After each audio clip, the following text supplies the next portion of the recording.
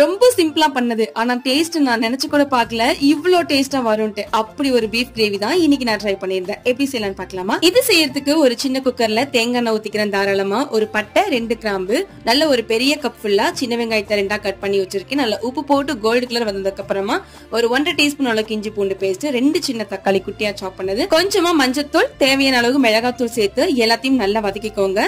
இந்த தக்காளி நல்லா ஸ்மாஷ் ஆகிற வரையும் வதக்கிட்டு இன்னைக்கு ஒரு 1/2 கிலோ அளவுக்கு இந்த குட்டி குட்டியா சாப் பீஃப் இதுல ஆட் பண்ணி கூடவே கொஞ்சமா கொத்தமல்லி தூள் ஒரு 1.5 டீஸ்பூன் அளவுக்கு ஆட் பண்ணி எல்லாத்தையும் மிக்ஸ் கொடுத்துக்கிறேன். ஒரு 1/2 டம்ளர்ல இருந்து 1 டம்ளர் அளவுக்கு தண்ணி ஊத்தி ஒரு 4 விசில் கரெக்டா விட்டு எடுத்தீங்கன்னா சூப்பரா வெந்துடும். இப்போ அகைன் இன்னொரு பாத்திரத்துக்கு மாத்திட்டு கூடவே கொஞ்சமா சீரக பவுடரும் மிளகு பவுடரும் ஆட் பண்ணிட்டு ஹை டு மீடியமான ஹீட்ல வச்சு வதக்குனீங்கன்னா இந்த அளவுக்கு நல்லா கிரேவி கன்சிஸ்டன்சி வந்துடும். இப்போ கடைசியா அகைன் கொஞ்சமா மிளகு தூளும் கொத்தமல்லி இலையும் தூவிட்டு இந்த அளவுக்கு வந்ததுக்கு அப்புறம் எடுத்து சாப்பிட்டு பாருங்க. சான்ஸே இல்லாத ஒரு டேஸ்ட ஃபீல் பண்ணுவீங்க. ட்ரை பண்ணுங்க.